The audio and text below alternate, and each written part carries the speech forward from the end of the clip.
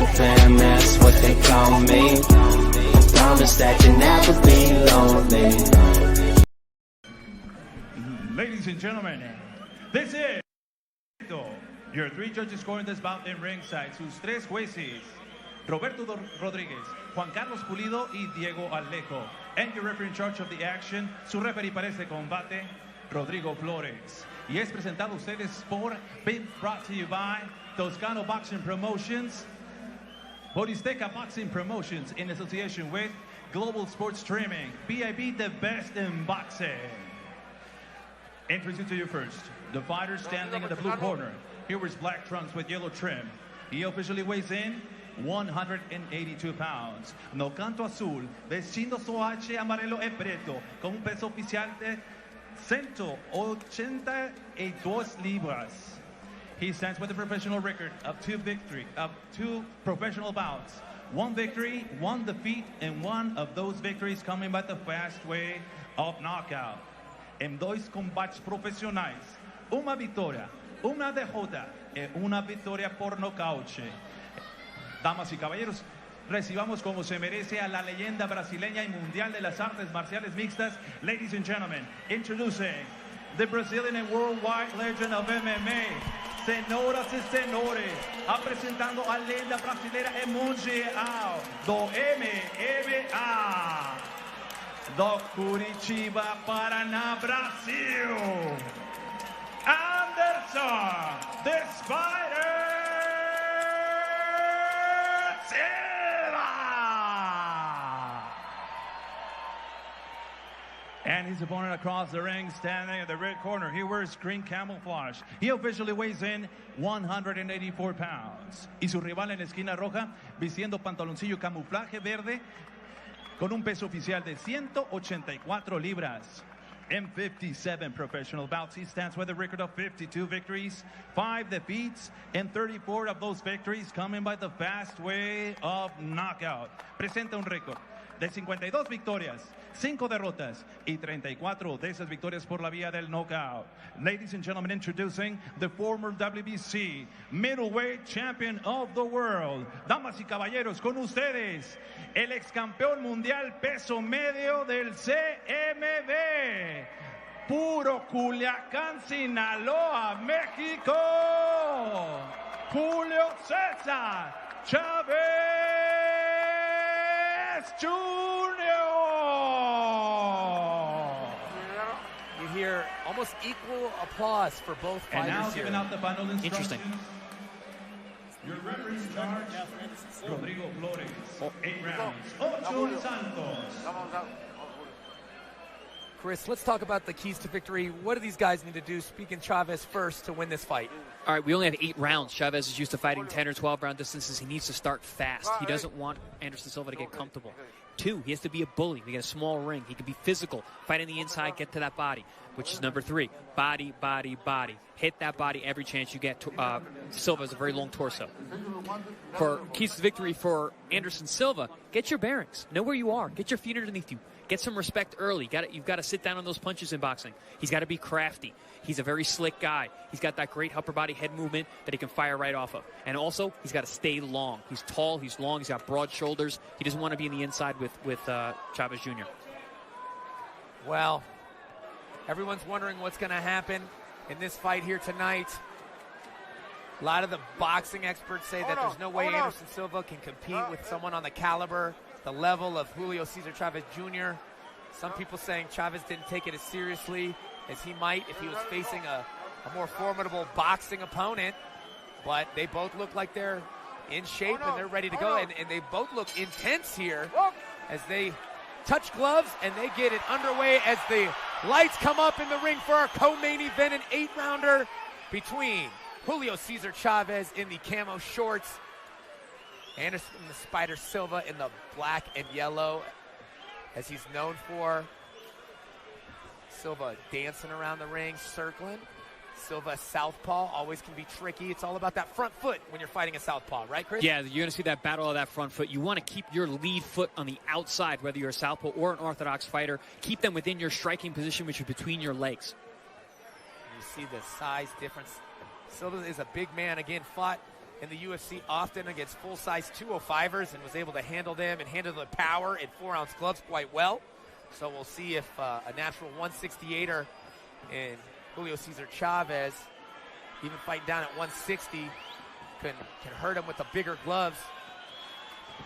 Nice 2-3, kind of feeling out with the punches. Big body shot, as you mentioned, needs to be done by Chavez. Anderson's moving very well right now. I'm impressed with his ability to maintain a boxing stance, move laterally, and his hands are in great position. I don't know if it's just because they're bigger guys, but man, do these gloves look small on these guys. They really do. Right? The ring looks really small, too. Yeah, there's not a lot of room to move here, which could be a disadvantage for Silva, who likes to use footwork and range here. You can see that reach advantage from Silva. He's got 4-inch reach advantage over Junior. You can see he's got very long arms, wide shoulders. Silva jumping in. A little uppercut action. Chavez moving his head pretty well, not being a stationary target. Hands in good position. Overhand left. Partially blocked there by Silva. Now you see the body posture. You see Chavez. He wants it. Ooh, good left hook from Chavez. Did land there. And Chavez wants to be in close. He's coming forward, forward, forward. And Silva's moving laterally. He wants to stay outside, stay long. Silva bouncing, dancing, moving, hands down. Now we know Silva, he's being measured right now, but as we've seen him in his UFC career, when you hit him, kind of lights a fire. He does have a chip on his shoulder. He is a true fighter. And when he does get hit, he wants to get it back. But he has to be careful against the experience, boxing skills of Julio Cesar Chavez Jr.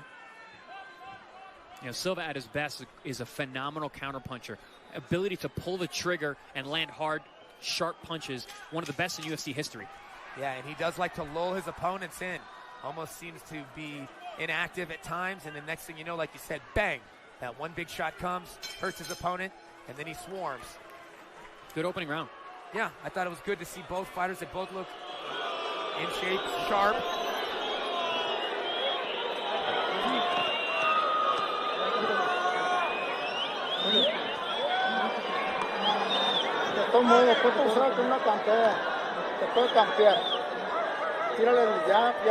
Throw the jab, throw the jab.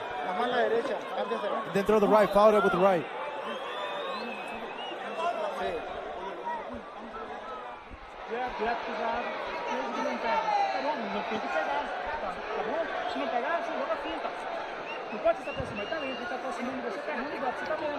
We got Silva's corner imploring him.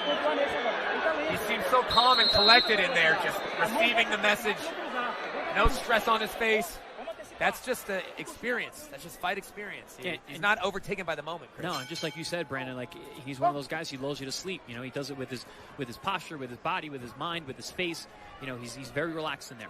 Well, I think it's safe to say he already did better than Ben Askren a few weeks back.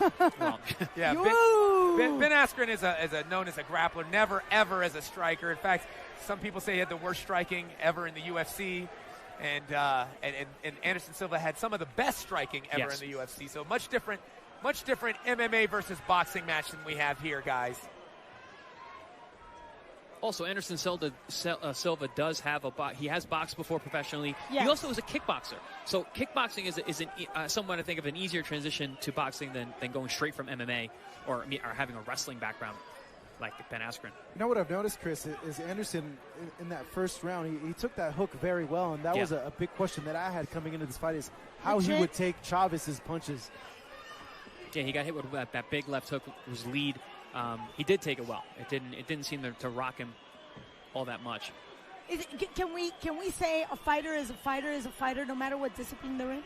I mean, yeah, a fighter is a fighter is a fighter, sure. But, someone who's going to be effective is a whole other story. Well, you were talking about, the transition from one sport to the other. Mm-hmm. Anderson Silva, if you remember, had that horrific leg injury against Chris Weidman. He could only box for 2 years after that. He didn't really want to use that leg. So he got a lot of boxing experience in getting back to the UFC after that injury. That's a phenomenal point, Brandon. Really, really is indicative of what we're seeing here. I mean, he looks good. Look at that. He's dancing his way. He's a little awkward, though. His footwork is awkward. Good Lands a slap. big hook, Yes. though. But, you know, fighting the southpaw is always a little bit more difficult. You don't see him as often. It always presents issues. And he moves a lot. He does not become a sitting target very often. No, he always had great head movement, great upper body rhythm for an MMA guy, which generally you don't see at the high level in MMA. Oh, big shots coming from Lord. Silva on Yeah. Chavez in the corner, but Chavez looks unfazed, kind of like. Nice uppercut.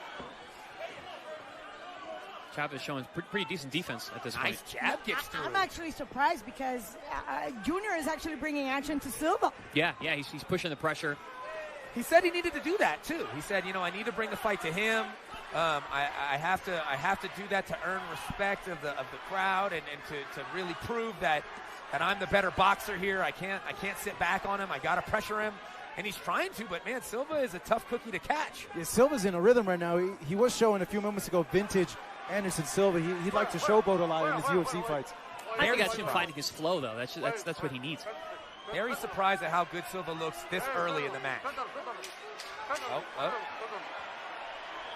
Referee giving a little warning there. Break it up. Listen to my instructions. Oh, Silva blocks that big overhand, man. Silva looking pretty smooth so far, looking confident. Big smile at the end of the